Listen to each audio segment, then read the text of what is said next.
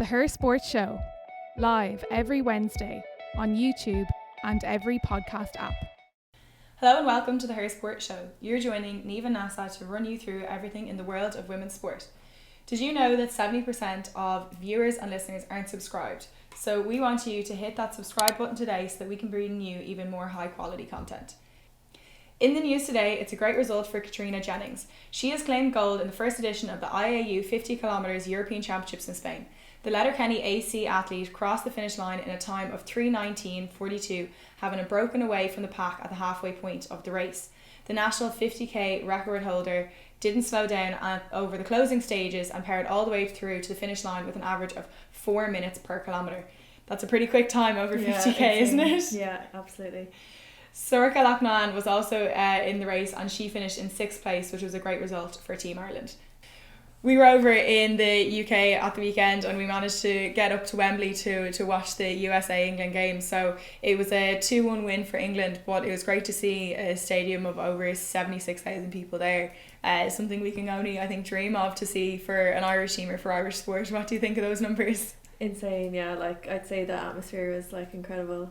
Yeah, no, you can definitely see with England the way that they make it into a spectacle and really into an event, and I think it's something that we can learn for Irish sport as we're trying to grow the audiences. I know there's been a huge impact that Little has had on the LGFA, and there's been a lot of work from Littlewoods and Liberty Insurance when it comes to camogie, but I think there's a lot we can learn from the UK and from the US and how they make things into such an event, and the excitement and the fireworks and all that kind of stuff, which was cool. But it shows kind of what's possible. Yeah, absolutely, and it makes everyone excited for it, and it makes you feel like you're part of something, and all that. So yeah, it was really great to be there, and definitely created some excitement for the match that we're going to have tomorrow on Tuesday. So Ireland are playing Scotland tomorrow. So Austria and Scotland played last week, and we were then finally found out who we were playing in the playoffs for the World Cup. So Scotland scored close to the final whistle to get that crucial goal. In terms of the game, the match ahead, so Ireland have faced Scotland the most internationally, so we should know the team pretty well, possibly preferred opponent than Austria to face Scotland. So it's been 22 times that Ireland and Scotland have met.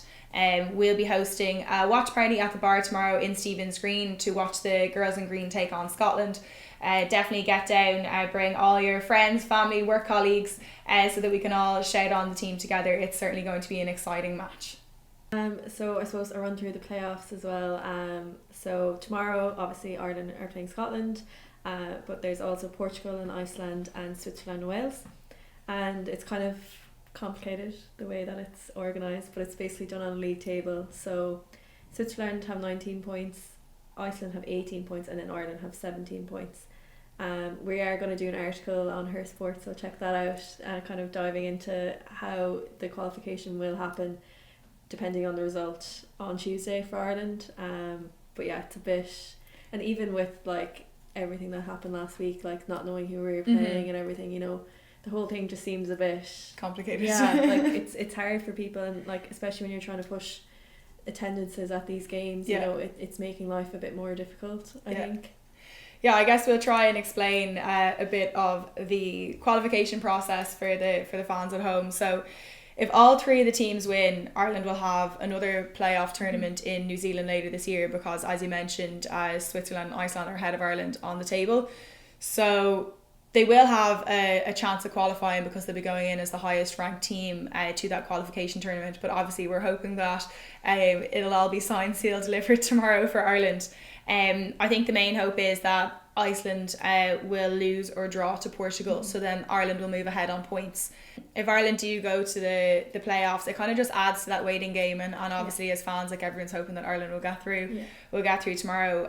So definitely 3 games for people to tune into. Obviously the Irish game, we definitely want to see people watching, but it will be a pretty tense time for everybody trying to figure out what's going on. You obviously mentioned the qualification process. It's been really difficult for people to understand, and I've heard a few people say that it wouldn't happen for men's tournaments for this qualification. As you said, we're trying to increase attendances, you're trying to market the women's football to people. There's a lot of people excited after the Euros, but it just seems to be kind of a long drawn out process.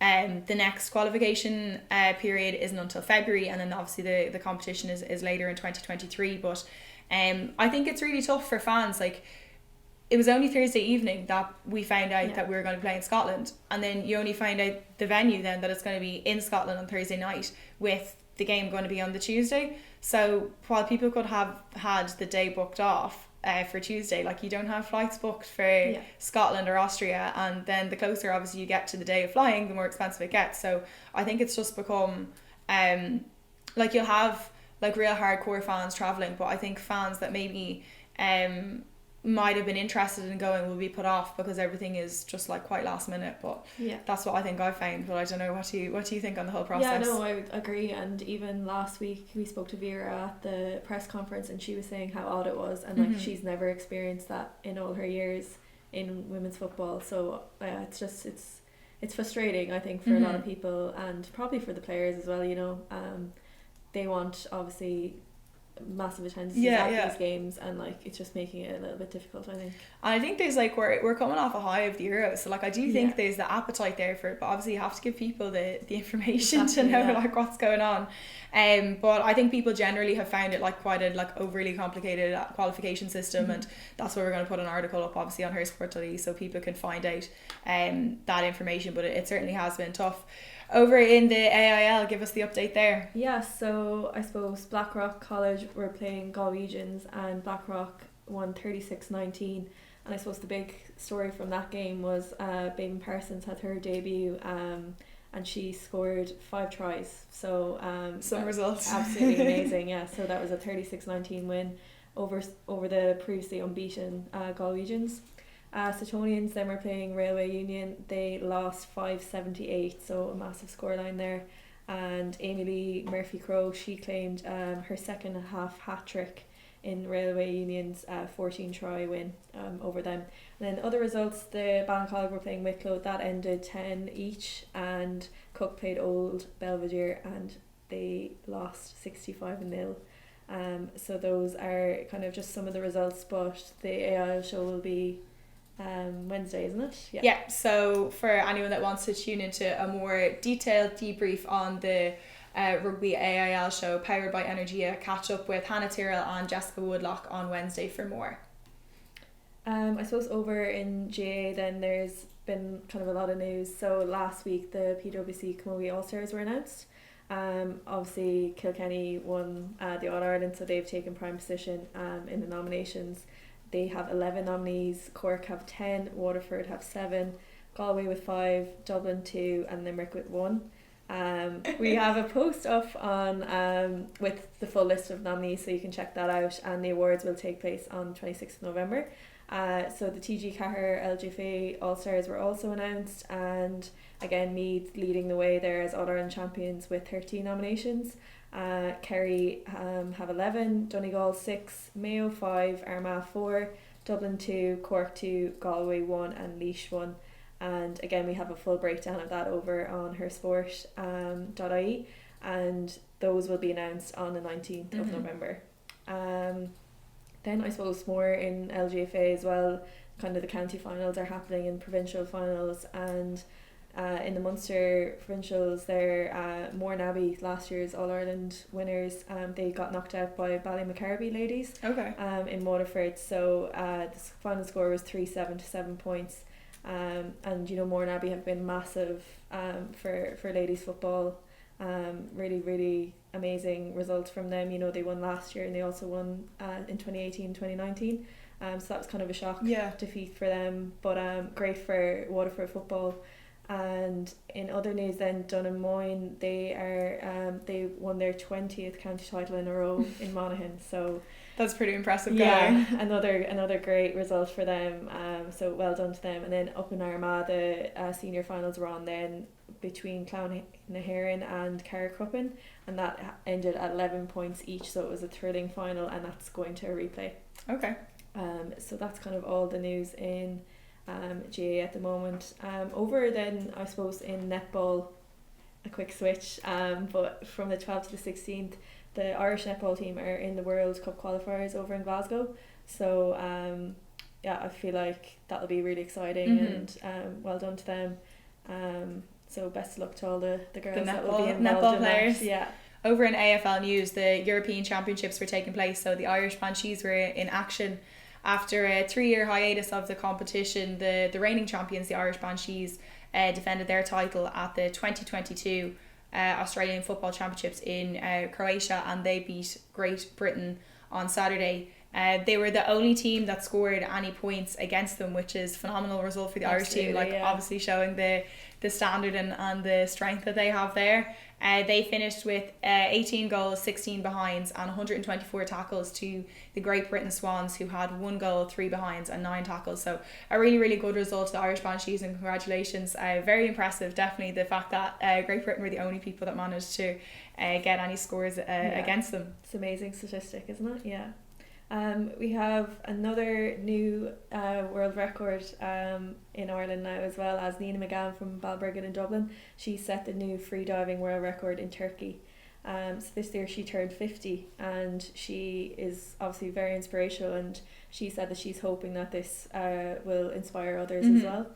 And also at the weekend, the Swim Ireland Awards took place, and Ellen Keane, she got Performance Athlete of the Year for para swimming, alongside fellow para swimmer and world champion bronze medalist Roisin Ryan.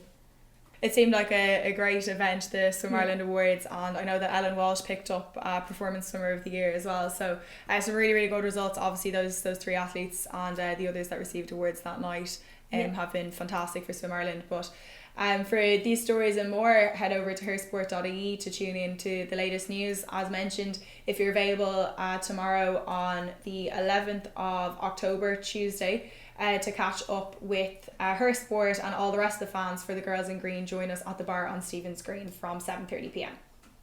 We caught up with the Irish team ahead of their match against Scotland, so stay tuned to hear from them.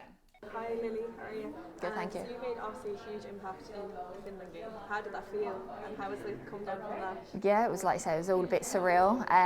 Yeah, I think back to business as normal since then. Been back at club and just trying to stay fit, trying to stay healthy and prepare as best possible to lead into this game.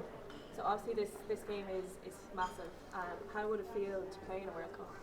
It's every girl's dream, isn't it, really? I think, all the girls here I know are thinking about it daily and doing everything they can to put in the best performance possible individually come Tuesday. And then, like I said, if everyone individually is giving their best performance, we feel we're going to get there. And not knowing who you're up against, that's really, really unusual. How does this kind of affect the preparation for you guys? I think it's one of them. I think it hasn't really affected us because ultimately, if anything, it's probably just more hard work for our staff who are having to do kind of their due diligence on both teams. And, we're going to be prepared either way. I think we've got people going to the game and we're going to have all the information we need as we would normally prepare leading into that game. So I don't think it affects us too much who we're going to face. We're going to focus on us, and ultimately if we do that, we're confident that we're going to get there. And obviously the squad has seen several injury blows recently. How has this kind of affected you guys? Look, injuries are horrible for anyone. It's part of the game, though. Unfortunately, we've all been there. We've all had blows. I just think we have to trust in everyone here and everyone in this squad that Vera's put together. We have great kind of trust within that everyone's ability can step up to the plate, and we all know that. We believe in that, and so as unfortunate as it is, I think we have to just trust in each other and believe that regardless of who plays, if you're on the bench, if you're in the squad, that us together as a team, we're going to pull through. And then I suppose the success of the Euros was massive for women's football. Do you think that kind of instilled belief in you guys and kind of has inspired you and the way that Irish women's football is going to go? Yeah, 100%. I think, like I said, obviously quite a lot of the girls here play in England, and you see the effect that's had from England winning the Euros over there. And like I said, I think if Ireland get to the World Cup, it's going to be every girl's dream to get to the World Cup one day. And like I said, girls now can dream of being professional footballers. I was saying earlier, girls can turn around that are 6, 7 now and say they want to be a Katie McCabe, they want to be a Denise O'Sullivan. And back in my time, that wasn't a thing. You couldn't say that. So it's so powerful the way that women's football is going, and I just think we have to continue to work hard to improve that for everyone. So obviously, massive game ahead. Can I get your thoughts on how you're feeling, how the squad are feeling at the moment? Yeah, I think obviously everyone's really, really looking forward to it. I feel like playing at this top level, these are the type of games that you really look forward to, and this is kind of the pinnacle of the game. So I think we're obviously focused on the task and just trying to do our best to prepare for the important game on Tuesday. Yeah, so obviously not knowing who you're up against, that's quite unusual. How does this kind of affect preparations for you guys? Yeah, I think obviously it's a bit of an unusual circumstance, but I think we're doing our best to kind of adapt to that and kind of prepare for both options and do everything we can to be ready for either opponent, and yeah, just kind of taking it in stride and keep moving forward. Yeah, so it's going to be the first ever major tournament to get through this game. What would it mean to play in a World Cup? Yeah, it would mean the absolute world. Obviously, I feel like it's something that everyone's dreamed of since they were a little girl when you first started kicking a ball around. So I think, yeah, it would mean a lot. And obviously the squad has had several kind of injury blows recently. How has this kind of affected preparations for the game? Yeah, I think obviously being part of a team sport, injuries are kind of part of the game, which is always difficult, but I think that's kind of why we prepare and we have people ready to step in and kind of fulfill the role that they're asked to do. So I think everyone's kind of focused on the task, and obviously sad and disappointing to be missing out on some big players, but obviously we have a lot of players that can fill in and do the job as well. So I think everyone's looking forward to that. Absolutely, and kind of the success of the Euros recently is just undeniable.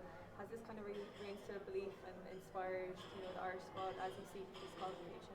Yeah, I think obviously the growth of the women's game in the past year, and especially this summer, it's been absolutely amazing. So I think, and for us personally, kind of seeing the crowds we've been able to get at Tala and just the support from Sky and from the country behind us, it's been absolutely amazing. So I think it's been really special to see the support and the growth that we're headed in the right direction. The Her Sports Show, live every Wednesday on YouTube and every podcast app.